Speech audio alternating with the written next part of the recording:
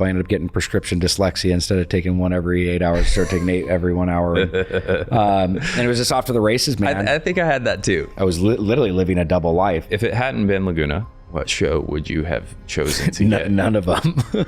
He looked at me and he's just like, Mom and I are like 2 planks of wood lying in bed waiting for the phone call that you're dead. It was a very low point, man.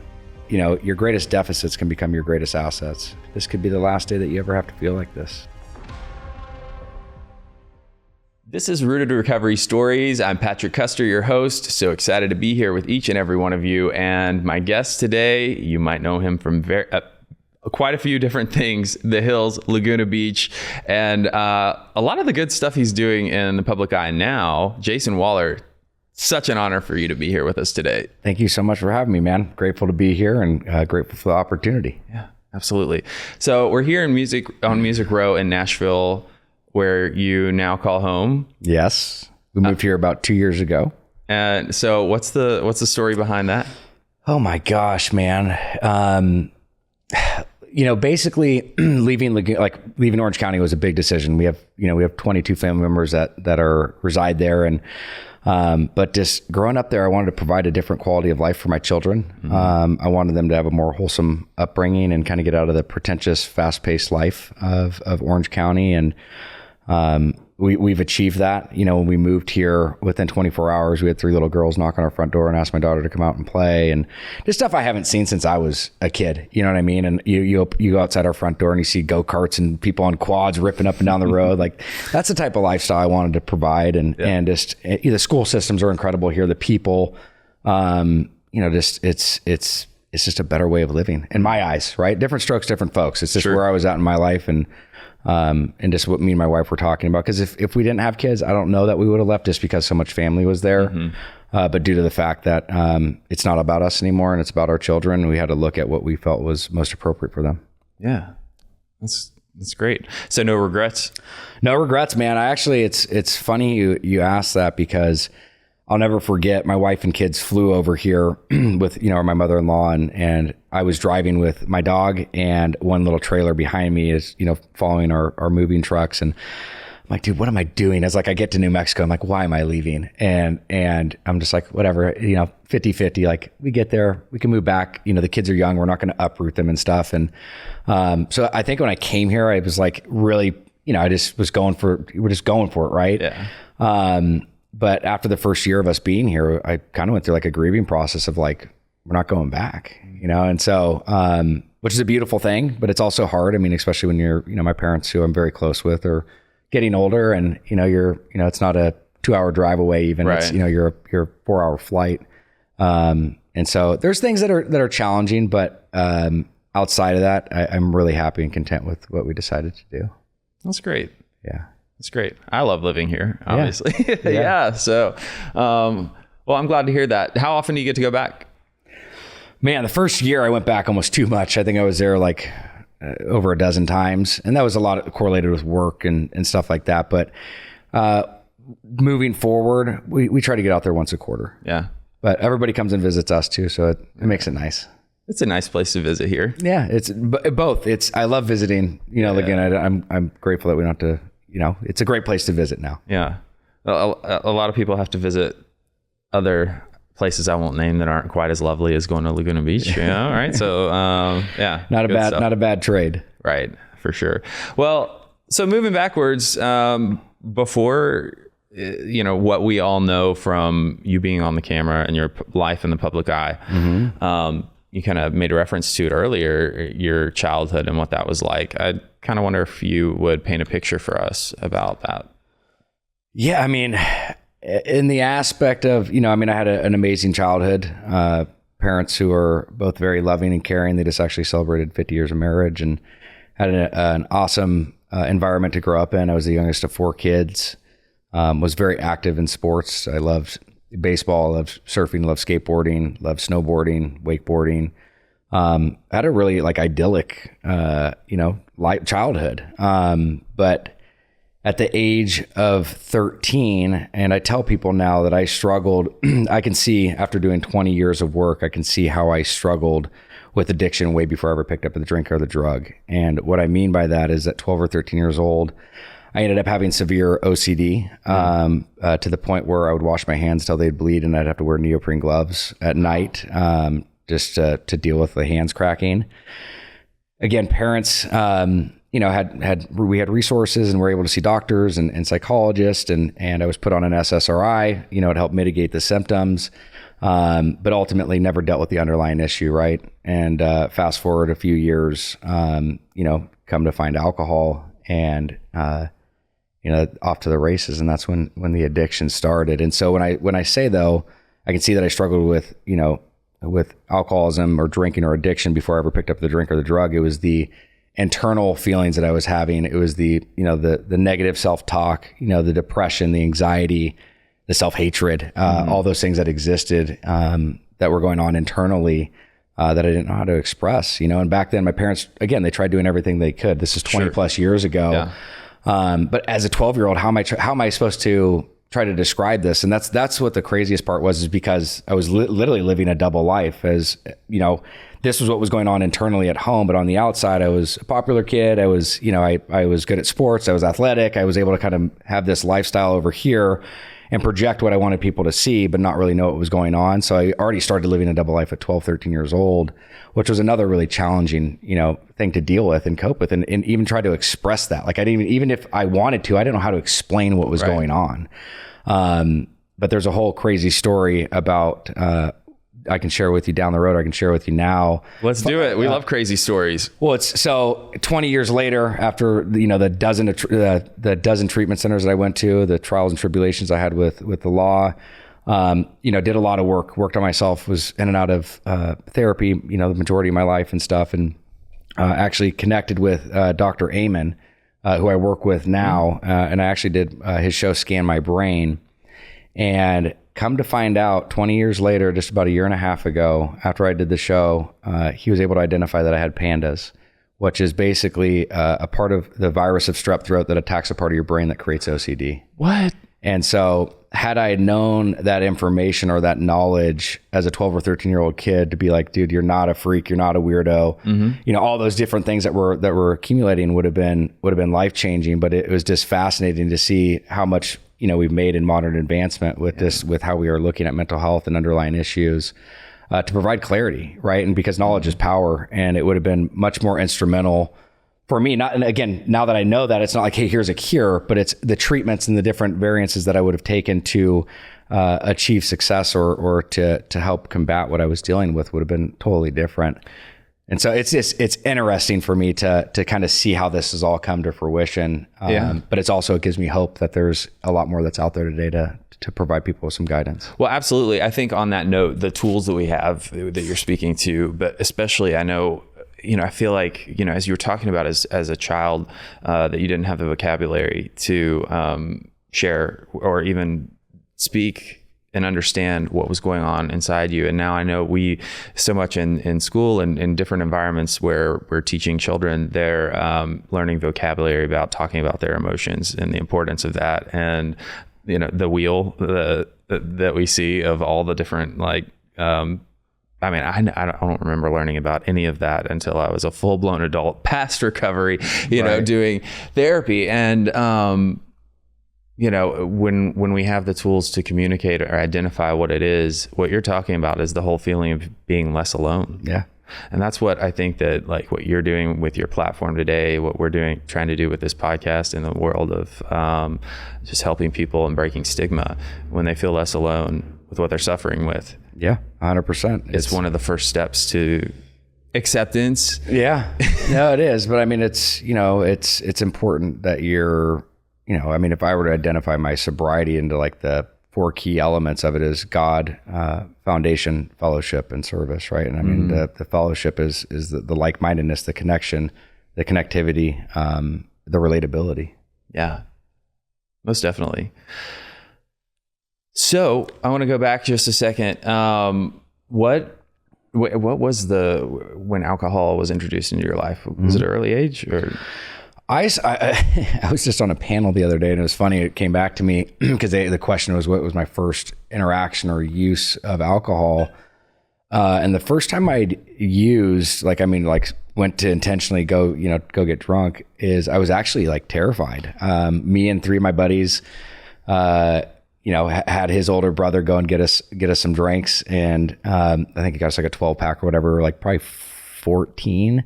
And I remember they had a couple drinks and they're starting to get sloshy, and I kept like pouring it over my shoulder, like, yeah, man, it's great. And like, but I was watching them, and I don't know why. It's interesting because there was my first interaction with it, there was this fear, and I don't even know where that really stemmed from. Maybe it was not having control, or just seeing kind of what was going on with them. Considering everything that was going on with me internally, you'd think, you'd want to probably escape a little bit. But I remember that very, very clearly. There was a ton of things that I can't share that happened that night that were absolutely hilarious, just not appropriate. And I remember it all. They don't.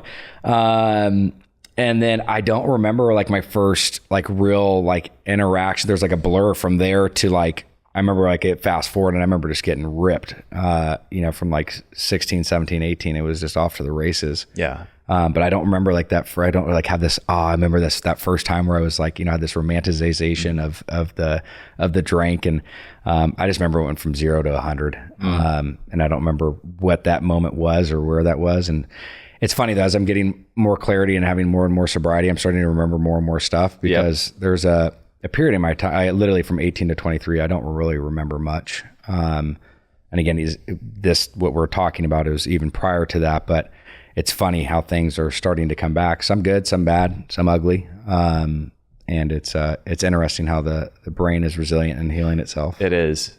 I think this is my own assumption, but for my own journey, but I feel like, we know the neuroplasticity of the brain and healing itself is one thing, but I think there's also that's something I think God just like put in our brain, our healing process, to that stuff isn't revealed to us until we're able to deal with it. Like, the thing that you got to deal with first, you deal with, and then the next thing is shown to you, at least that's what it's been like for me. Yeah. And I'm really grateful that process is in place, because I don't know that I could have handled 5 years ago what has come back to me, at 10 and 12 years sober. Yeah. And God's got his timing, that's for sure. Yeah, absolutely. So, all right. What did you want to be did you know what you wanted to be when you grew up? I wanted to be a baseball player. Really? Yeah. That's what I wanted. I mean, I was my goals, my dreams, my aspiration. I definitely wanted to be a baseball player for sure. Awesome. So you said you play sports. Did you play baseball? I played baseball. Okay. I played all the way until my drinking took over. And that was my career transitioned into becoming a professional drinker. Yeah. But no, I played baseball all the way up through high school, and actually had some opportunities that were there for baseball, but didn't pursue those because with the show and the drinking and different opportunities that came up, my priorities shifted. Sure. Again, it's I can only imagine. Not necessarily, there, again, I don't like dwell on it. There's, it's like, if you look back, like, oh, I wish I would have done something, like, yeah, I wish I would have pursued that in a different area, and tried that. But it's, again, I'm very grateful I think everything happens for a reason, and allowed me to be where I am today. Yeah. So the way things happened, how did they happen? What led to you getting on Laguna? Laguna was the first show? Laguna was the first show. I was actually out in Provo, Utah at boarding school. So I was already starting to get in trouble, and certain things were starting to happen. I was about 17 years old. I went to a wilderness program, and then I went to boarding school. While I was out there, I was still in communication with people in Laguna, and they're like, you won't believe what's going on. MTV's here and they're shooting a show, which the show was based off of the OC, like with Misha Barton and stuff like that. And it was like the real version of it. And I heard about it, was like, yeah, it's cool. I was out in Utah for like 4 months, came back, and the show was airing, and it was doing good. And the producers were like, after it was airing for a little while, they came back and said, it's gotten picked up for a second season. And so they asked the cast, like, who should we connect with? Because some of the seniors are graduating, and, Kristen and Talon, and everybody's like, you got to meet Jason. He's got a very interesting story. Went and met with them one time, and that was it. What do you think, what part of your story do you think they found interesting that made them want to pull you on the show? The dating of multiple girls, the life of the party aspect or not nowadays, like looking at the struggle with the alcohol, right? Just kind of like there was the guys component, I think, and it was just outgoing and just kind of at that time just, was just a little punk and just didn't really care. And so I think they wanted to have that more involved. So that character is really what ended up playing out in the show, and it's what they wanted. Yeah, it's what they wanted, and it kind of just it naturally fed, right? I mean, as it started to unfold on camera and stuff, it started to become a character that I started to adjust to, if you will. I mean, it was me, but it fed that, fed the ego, and it fed the areas of the struggle that I was going through. Right.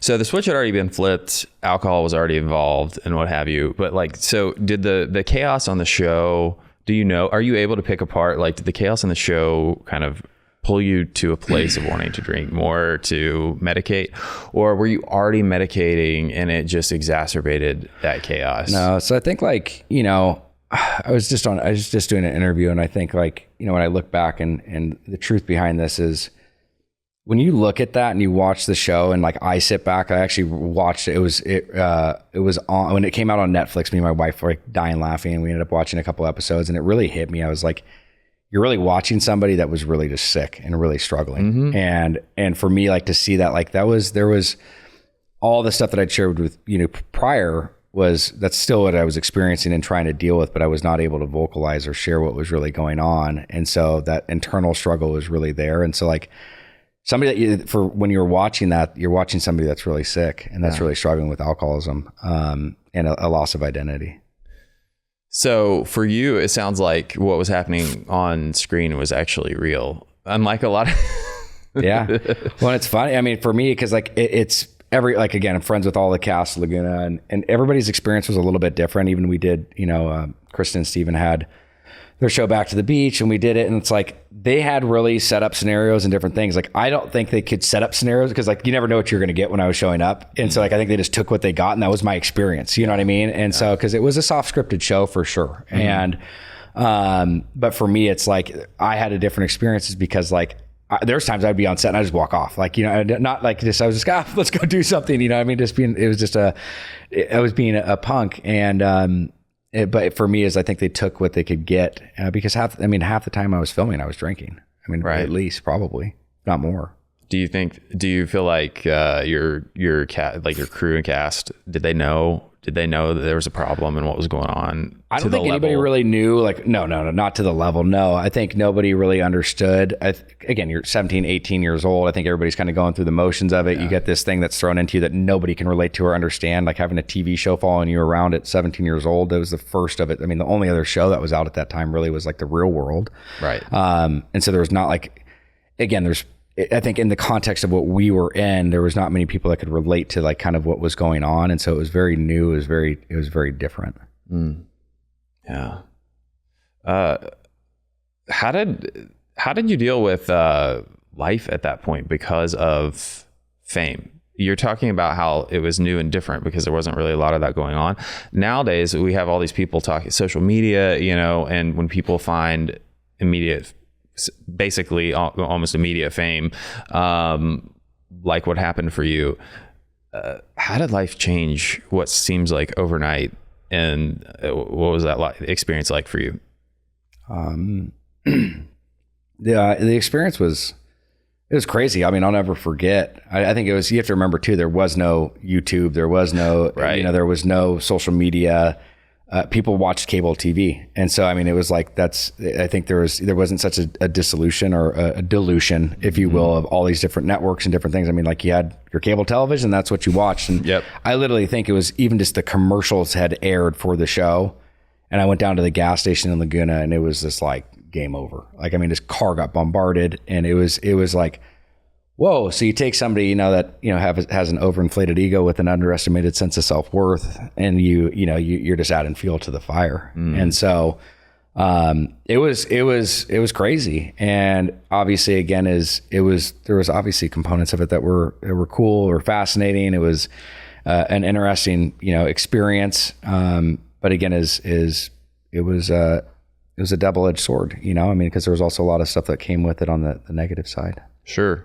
So behind the scenes is there a way, I mean, I'm sure there was a lot going on behind the scenes, but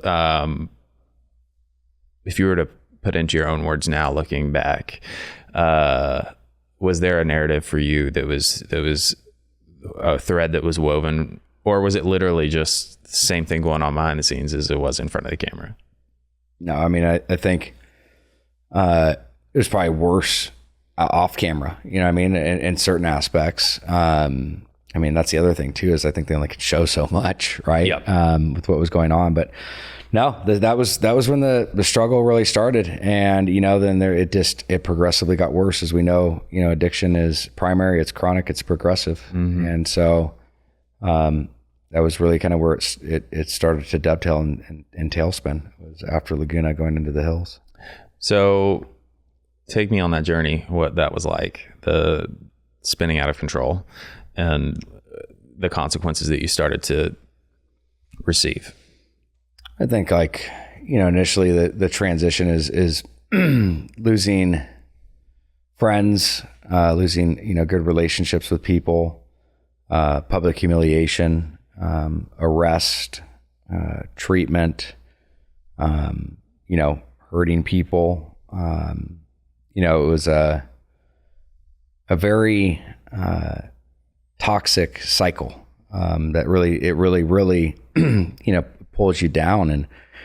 And you know, I think it was one of those things where it's literally, I came up with this acronym, even like when I was in treatment one time, is like, you develop so much shame, and shame to me at that time was like, you created this self-hatred against my existence, right? And like, that was like, that's kind of where it went. And I went from being this very outgoing, again, like even when I was struggling at 13, 14 years old with the OCD, I was still a very outgoing, loved people, loved being outdoors, had my internal issue that I was dealing with. But as the years started to chip away, I stopped becoming those things, which ultimately led me to, you know, isolation, you know, literally having parties and being in my own room while the party's happening in the living room and not partaking in it. And, and, you know, then it goes and fast forwards to the, you know, towards the end, where it's like, you have everything that society says is amazing, what you think, whether it's money, it's notoriety, it's fame. And, you know, it's, for me, that was, you know, it doesn't do much for you, because it led me to not contemplation, but attempting suicide. And so, you know, it's a very lonely place. But I think, like, when I look at it, for me, and from a 50,000 foot view looking at it, it's like, I look at like this person that had a great childhood, who had a lot going for him. That was literally it was like a pickaxe slowly chipping away the things that he had loved to, you know, and watching his life be kind of completely taken away from him. And to losing everything, like, literally, that was important to me. Right. And again, the beauty of it though is you can gain that back, but that downward spiral, when you get to that place where you don't feel like there's a way out, it's a lonely spot. Absolutely. And out of reverence for what you just mentioned about being in a place where you attempted taking your own life, what do you remember the mental space that you were in at that point? And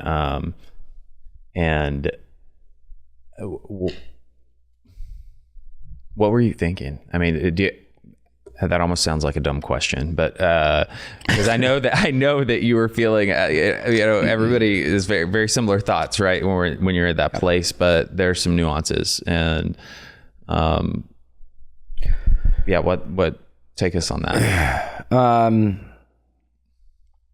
You know, it's I don't really know how to describe or share, you know, that, I mean, because it took some time to get to that spot. It's not like it was for me. And again, everybody's story is different. But it was a combination of just the constant, you know, just falling down and not being able to get back up. I use that just in the term of just, I feel like it was just like, I just kept getting steamrolled, from my own addiction.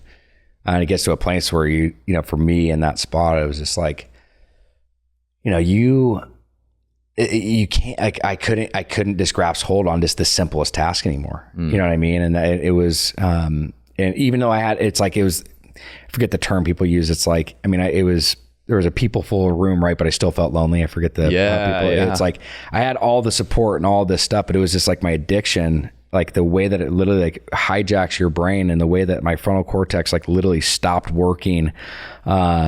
You know, and I wasn't able to make, you know, I wasn't able to make even like, I literally lost the right to make my own decisions. And I was just in this place where I couldn't get out of that. And that it just seemed like the only way out was to end it, you know? Mm. So what happened, after your attempt? Ended up getting out of the hospital. From there, you know, there was ended up, I think like, that's where it's like a lot of this stuff was a blur. Like again, as I know the context of the story, like after the hospital came out, like obviously went and got help, like was able to do well for a little bit on and off. You know, and I said, I probably went to treatment again is my guess. After that, definitely plugged into like therapy. And then, you know, I think that was kind of a shift to the turning point. I mean, I know exactly what my moment of clarity was when I transitioned into my life of sobriety and like where I made that commitment. That was, I think, but that was like as a staple of kind of the shift, getting from the very bottom and kind of going up the hill from there. Yeah. But yeah, I mean, still wasn't over after that. You know, I still wanted to go out and experiment, and you know, it's a hell of a journey, you know, that you go through when you're active in addiction. Yeah. So what led to the point where you finally got sober? Yeah. So I call it my moment of clarity. Again, after the suicide, after all the stuff that had happened, I'll never forget sitting in my therapist office for like the 1,000th time, you know, my mom and dad in there. And, you know, I'd never seen my dad really break down besides when his mom had passed away, and, you know, they were sitting looking across at me, and I think this is like, it was right after, so the suicide happened, you know, and I think I ended up getting a DUI. And back in the day, people always thought I had like 10 DUIs. Again, I had one, which is that's still more than enough, but everybody always thought I had like 30 DUIs. I was like, no, dude. But I think I had a DUI, and I think it was kind of like my parents were just at this, that they've been at their breaking point, right? Like I'll never forget looking at them and seeing them physically age 10 years and two. But he breaks down, and my dad just looks over and he's just like, Jason, your mom and I don't know what to do anymore. You know, our marriage is suffering. The family is completely like at array. Again, there's some codependency in there. But you know, he looked at me and he's just like, Mom and I are like two planks of wood lying in bed waiting for the phone call that you're dead. And when he said that, it just registered. I'm like, I don't know what it was. It was literally like a light came on. And I was like, you know what? I don't care enough about myself. Like I've already tried taking my life, this whole thing, but I do care enough about them. And they became my motivation. And on July 23rd, 2010 is when I went to Florida. And really, like basically that was the shift. That was the moment where I really transitioned into sobriety, and went away. Went to treatment, was gone for 30, 40 days. Had the opportunity, which again, people would have their opinions on this. I had the opportunity to go on celebrity rehab. So I actually went in sober. And I really went in there to change the public's negative perception of the way they perceived me. Sure. And I just knew like I'd be like kind of like a background prop, which I really was. I mean, you had Janice Dickinson, you had Jason Davis, Leif Garrett, all these different people that were going through it, which is, it's not funny, but it was really, it's sad. But I literally was like on, even though it was a TV show being filmed, it was like me watching a TV show that was going on, you know? And so I was able to gain a lot of knowledge and experience in there. And then after that was kind of like my end with the TV side of stuff. And I ended up moving back down to Orange County and ended up getting my first like real job at 23, 24 years old, which is one of the most important things, because I was really able to find a sense of purpose and passion. And, you know, I worked in the recovery community. I worked with Mike Netherton, who was the president of Buddy Ford for 25 years, and Paul Alexander at Northbound. And they really took me under their wing, and I started working with, you know, Dr. Drew took me under his wing, and Dr. Hedrick, who was the head of Hogan Mission Hospital at the time back in the day. And so I had these amazing mentors, and I really kind of just shifted, and I kind of like put my head down, put the horse blinders on, and really took my recovery seriously. It was good for some time. Yeah. Yeah. Who did you stay connected with your cast members? Were they there and supportive of you, or had you kind of like pulled away? And like what I'm curious about, like what level of relationship y'all maintained beyond that. we're all really close today. But during that time, I think people were really they didn't know what to do. You know what I mean? It's not that they didn't support or didn't care. It was, they didn't have the tool. You have to look at where we were. Yeah. You know, even from 5 years ago, 10 years ago, 15 years ago, I mean, every 5 years makes a difference. They were supportive, but it's, you know, they're not clinicians, they're not therapists, they're not psychologists. There's only so much they could provide. Yeah. Just like any other friend, just being there and being supportive. Yeah. So who ended up being your primary support, or who did you end up like really leaning on through those formative years of recovery? Was it new relationships? No, it was honestly, it was Dr. Drew. It was Mike Netherton, Paul Alexander, my sponsor, Victor. I had a couple mentors that were in my life in that early stages of that. I surrounded myself with a lot of older individuals, had a lot more knowledge, a lot more wisdom. Smart. Yeah, I mean, it was more mentor related. I had some people that I had my friends and stuff, but again, a lot of the friends I hung out with, I had to get rid of a lot of friends in my life. And there was some friends that are still today my best friends that were around, but again, they were just more supportive and we'd go surf, we'd go skate, we'd go, go out and enjoy life. But when it came to like education, knowledge, and perspective of life and where I wanted to go, I always surrounded myself with older people, and still to this day. I mean, it's funny. My wife gets frustrated. She like when I say we're going to go out to dinner with X, Y, and Z. She's like, dude, Jason, it's like always going out to dinner with geriatrics. Like, like I get it, babe. But and so it's our standing joke. She loves them, but a lot of my friends are just a lot older. Yeah. I do have friends my age, but I think it was when you experience a lot of pain and a lot of struggle. You connect and relate to people that have gone through a lot of that, and I think that. Again, not saying I'm, hey, look at me. I think that just older people have experienced a lot of the stuff that I've gone through versus your traditional 36-year-old, 35-year-old. It's, there's not there's again, everybody has their story, but I think for me and what I was going through, just what aligns with me is not many of my friends that were my age that could relate to a lot of the stuff I went through. Yeah, I definitely get that. This podcast is brought to you by Promises Behavioral Health. If you or a loved one are struggling with trauma, addiction, or mental health, we are ready to answer your questions and help you take that next step. Call our admissions center at 888-648-4098 or visit us online at www.promises.com. Our team is ready and waiting to answer the call for help. One of my favorite things that I like to ask people about is, we go through regardless of how we get sober, there's a bunch of commonalities in the tools that we use, and not asking for all of them, but I'm curious about what were the tools that you developed and learned about that made the biggest difference for you in early recovery and maintaining sobriety.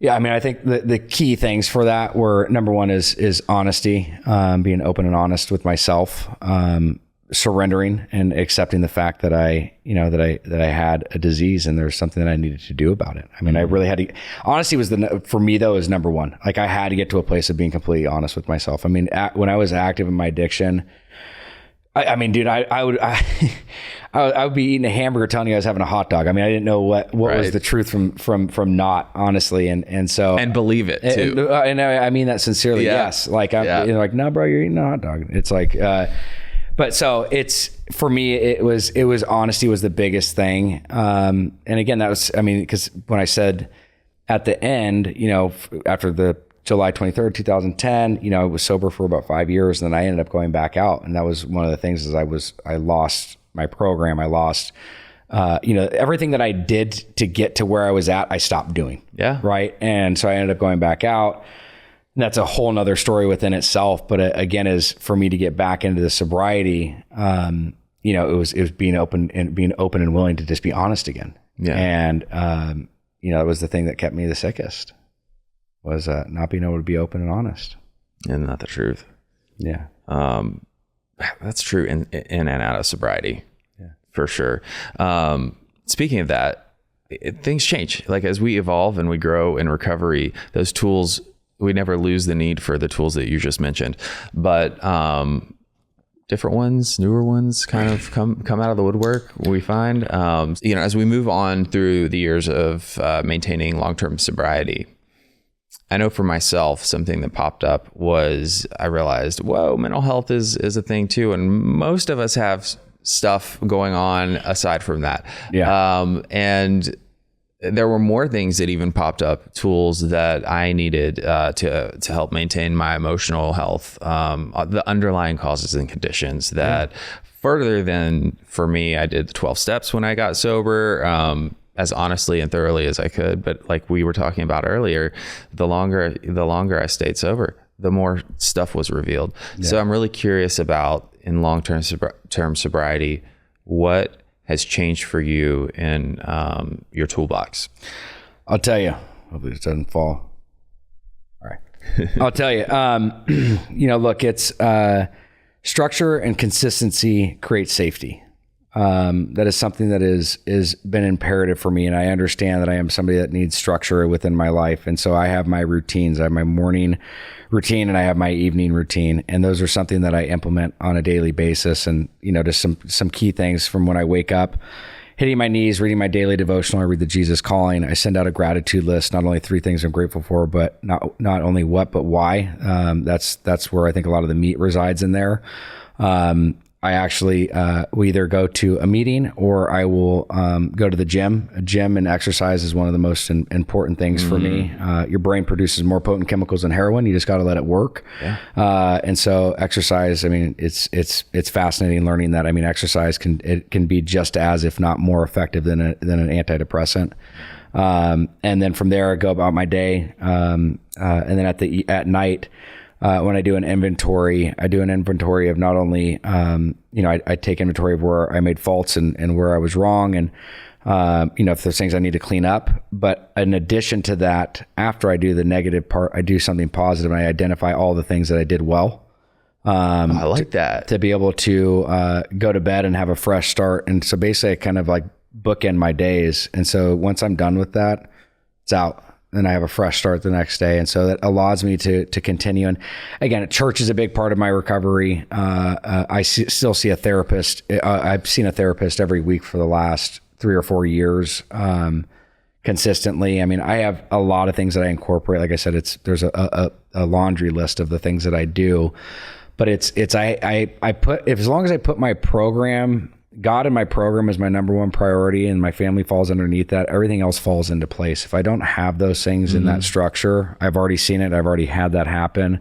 Like I was saying, there was that other story that happened after 5 years of sobriety, and it took me down to that I've watched how it can be taken away from you if you don't put forth that effort. And so, this go around coming up almost 4 years again it was a big shift with that. And also my wife, she also needed to get some help and stuff herself, not as an alcoholic or an addict, but as a codependent.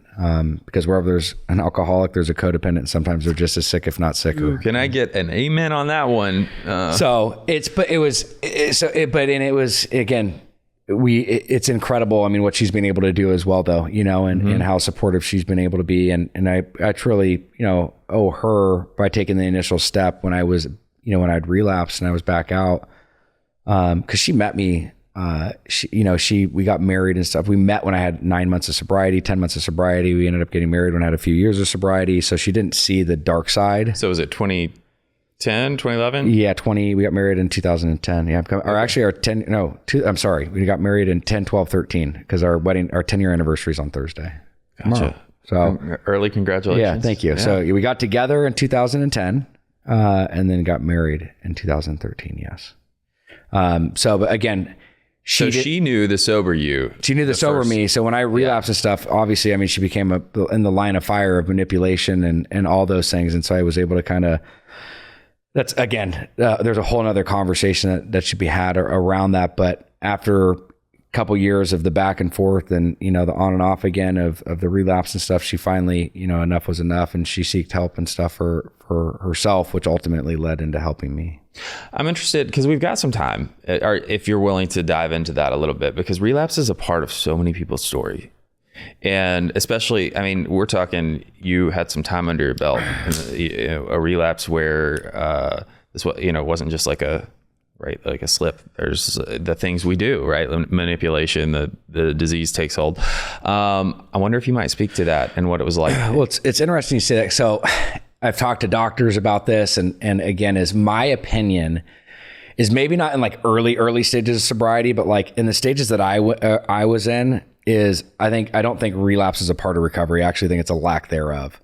And what I mean by that is after that relapse, I can look back and I can identify all the things I stopped doing that caused me to relapse. And so again, there may be, because again, if people have diabetes or they have disease, like for me to say like, oh, it is that it's like those people can't go and have a relapse or, go back into whatever it is that they're struggling with. No, of course that happens. So again, like does that make sense what I'm saying? Yes, like in the early stages of that. But like for me with, once you have some time, I really believe it's like it's a lack thereof. Like you're not putting forth the effort or the endeavors that you need to be doing for your recovery program. So that's an interesting topic to talk about. Even, maybe you can have a doctor on and talk about that, just because it's, because when I talked to a doctor, he was able to explain that to me with other diseases and stuff, because I do believe addiction is a disease. And so I don't want to sound contradicting that I don't, relapse doesn't happen in other diseases. So, but I think it's important to talk about. But for me personally, is I saw all the areas that I was deficient and the things that I stopped doing, and I could literally map out the areas that I could have filled in, and to prevent that. And basically my life got too busy with materials, with this, chasing the worldly things, and things started to dissipate and my priorities started to shift, and ultimately I went back out. Yeah. So what did going back out look like for you that time? So a very interesting story is, so to give you the context of it all is life was going really well. Again, stopped doing the things that I needed to do. I went and saw my psychiatrist, who's known me for forever. I was talking to him about, just where life's at, everything that's going on. And I was prescribed Adderall as a young kid, and I never really liked it. And he's like, hey, let's try, you took this when you were like 12, 13 years old. Like, let's maybe try to get you back on this. And again, knowing that, somebody that loved cocaine and loved, just loved uppers, probably was not the smartest thing, but I really had no intent of abusing this.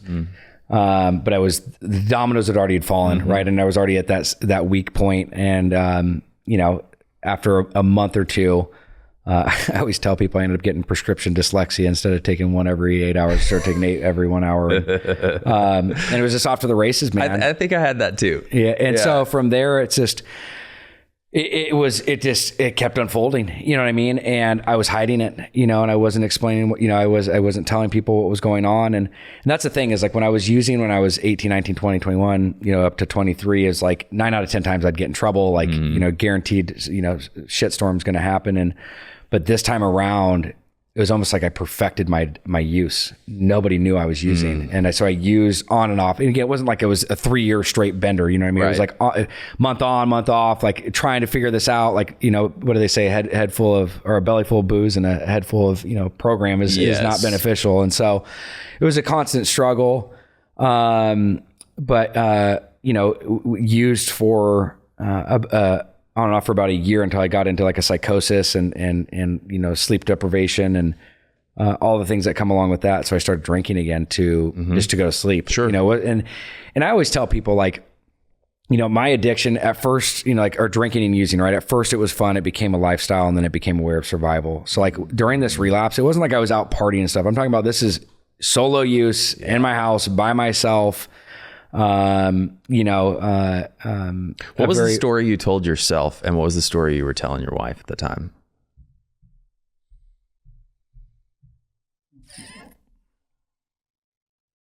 What's the story I told myself, and what was the story I was telling my wife?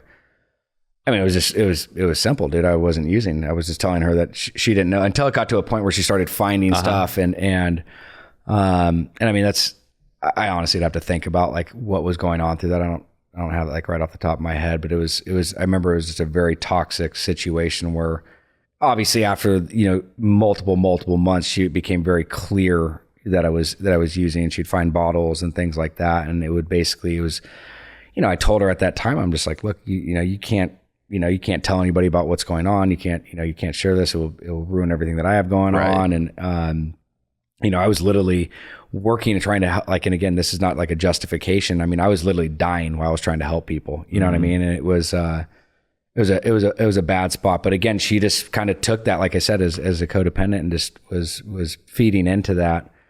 But ultimately landed in a really bad place. It ended up going to a spot where I ended up back at Hoag Hospital on the first floor at detox while Ashley was giving birth to our daughter on the fourth floor.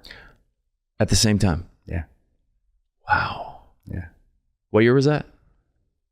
2018. Wow, man. That packs a punch. Yeah. Is that your youngest? My daughter. No, you have a younger one, right? Yeah, so Delilah is my daughter, she's 6, and then Wyatt's 2. Okay. So it's the oldest. Okay. Yeah. My gosh, what was that like? I mean, not everybody can say they went through an experience like that. We all go through shame and guilt spirals of this shit that we do. You're in the hospital while your wife's having your baby, your first baby. What on earth was going through your head? I mean,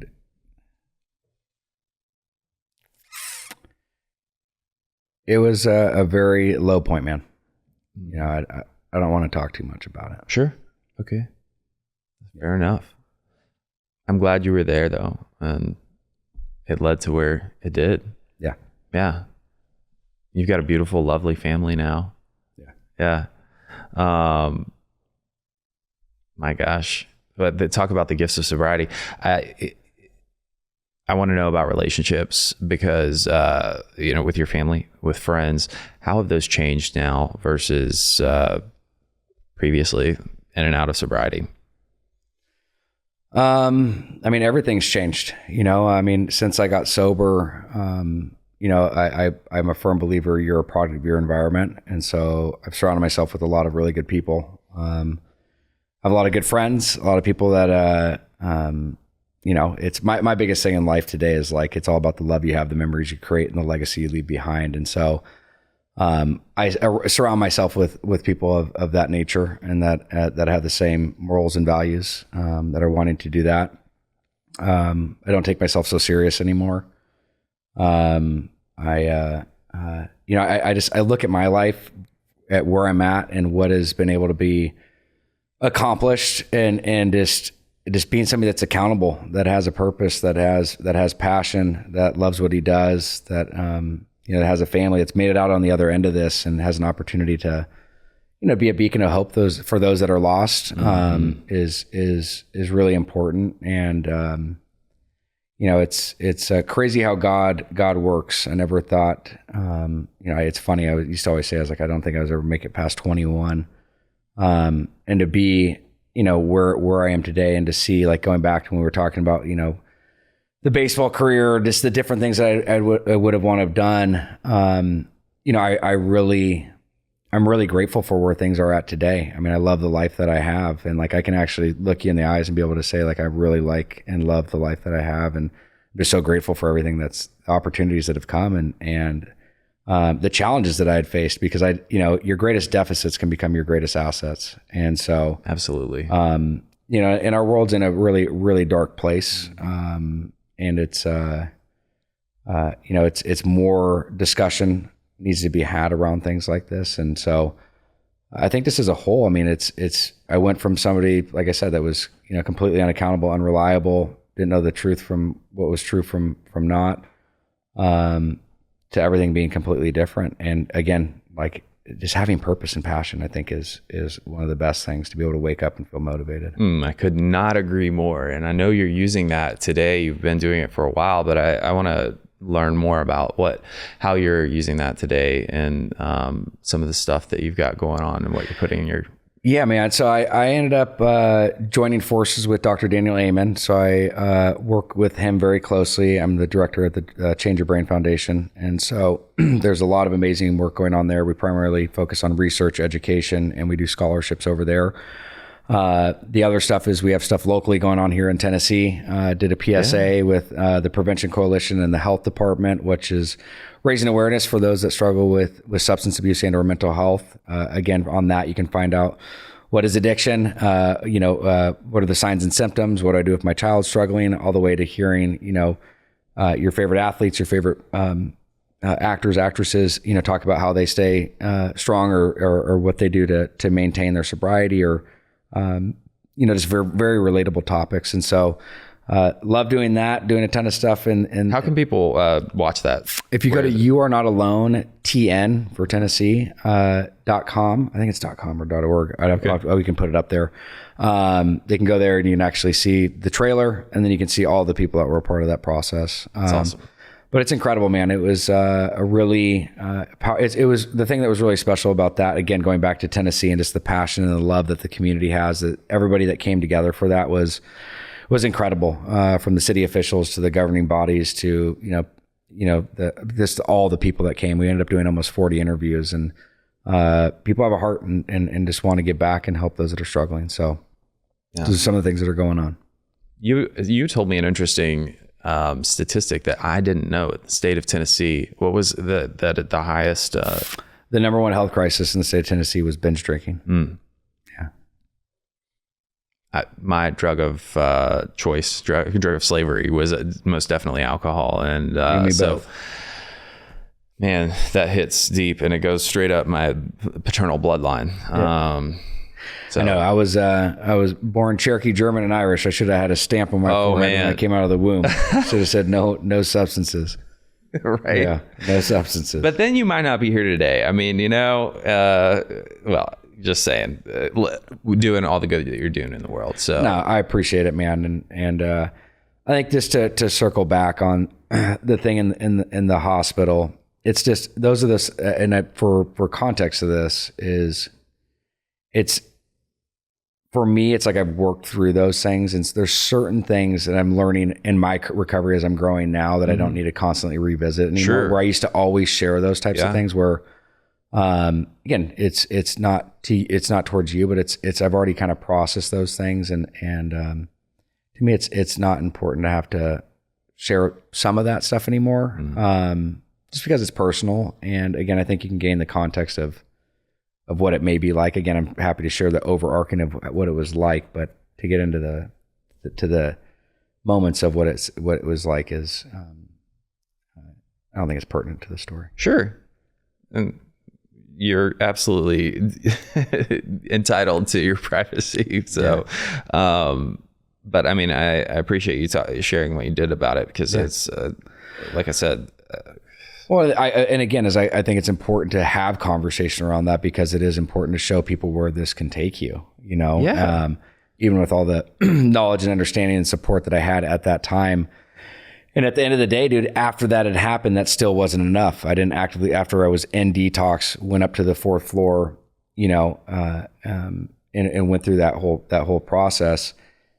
I didn't actively arrest the disease. I didn't get stabilized, and I ended up going back out for another 4 or 5 months until I had to go back into treatment. And so that's just how cunning, baffling, and powerful it is when you can go through those things, where it's like the thing that I care about, like literally love my daughter more than anything in the world. But like when you're in active addiction, it's like a survival gene. Like that's the only thing that you focus on, the only thing that you think about. And so, again, I think it's important to share that type of information, you know what I mean? And I think it's just so people can understand where they're going with it and what it can do to you. Well, and it's two parts, because it's like there's the dad or new dad or soon to be dad out there that is tuning in right now, that is relating to this story. And this is saying, you're not alone. I did the same thing, but you don't have to go where I went.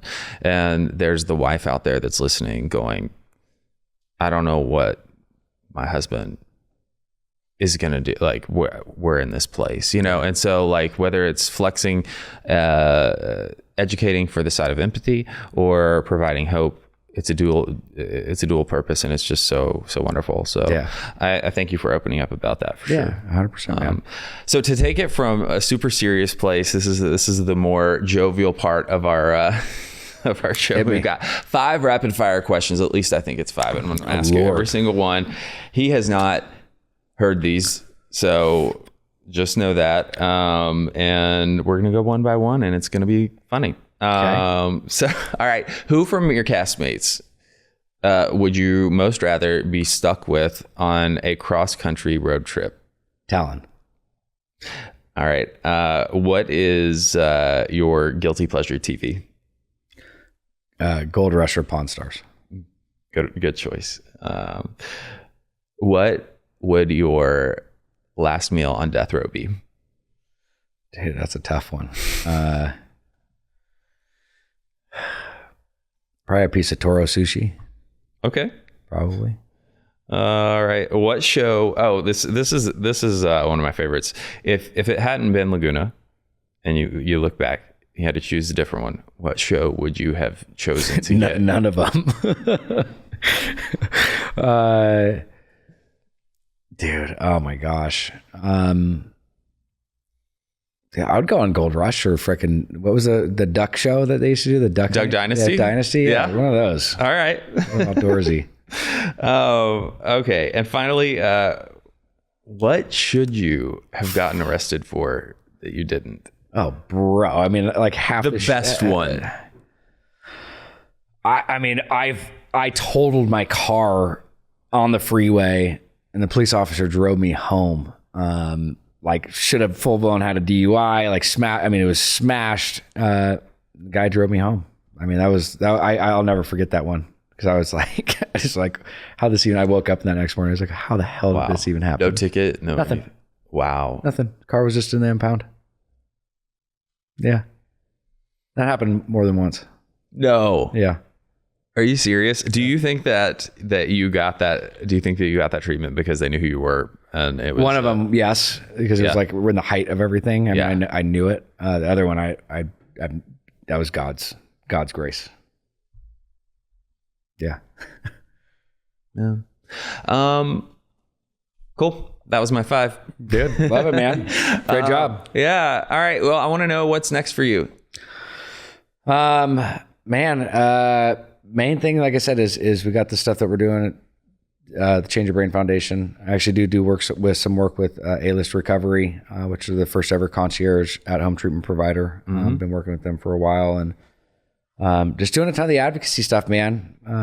I try to keep life simple: family, church, God, and go from there. I'll keep you posted as things start to come out. Yeah, great.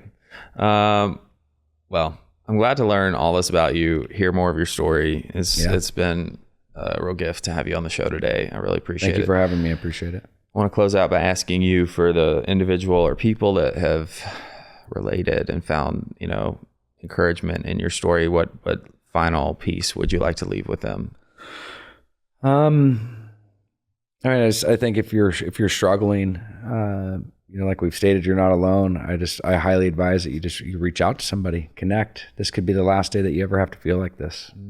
So there's a lot of support all around you. Definitely echo that. I'll close out how I always do. And thank you again. Yeah, bro.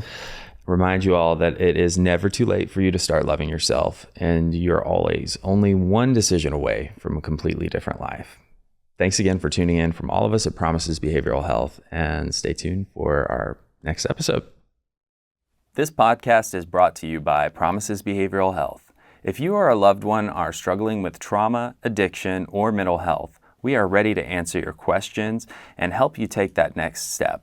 Call our admissions center at 888-648-4098 or visit us online at www.promises.com. Our team is ready and waiting to answer the call for help.